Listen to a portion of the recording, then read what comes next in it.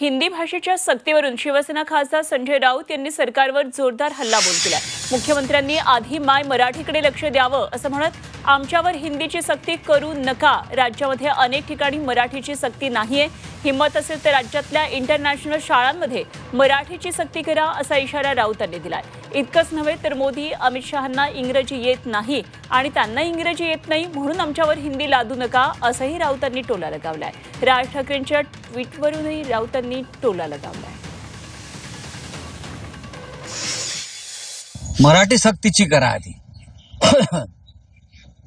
आधी आईची जी अवस्था चाललेली आहे माय मराठीची, या मुख्यमंत्र्यांनी त्या माय मराठीवरती आधी आपलं लक्ष दिलं पाहिजे। महाराष्ट्रामध्ये सगळ्यात आधी सर्व प्रकारच्या शाळांमध्ये इंटरनॅशनल स्कूल असतील, सीबीएस बोर्ड असेल, प्राथमिक माध्यमिक सर्वत्र मराठी सक्तीची केली पाहिजे। तेवढी हिंमत तुमच्यात आहे इंटरनॅशनल शाळांमध्ये मराठी सक्तीची करण्याची?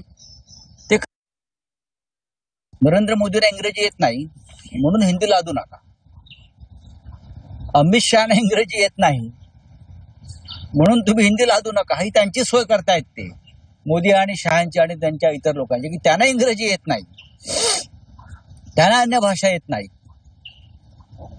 त्यांना हिंदीही मोडकं तोडकं येत आहे। अमित शहांचं हिंदी ऐका तुम्ही, म्हणून तो सूड काढायचा इतर भाषांवरती, हे बरोबर नाही।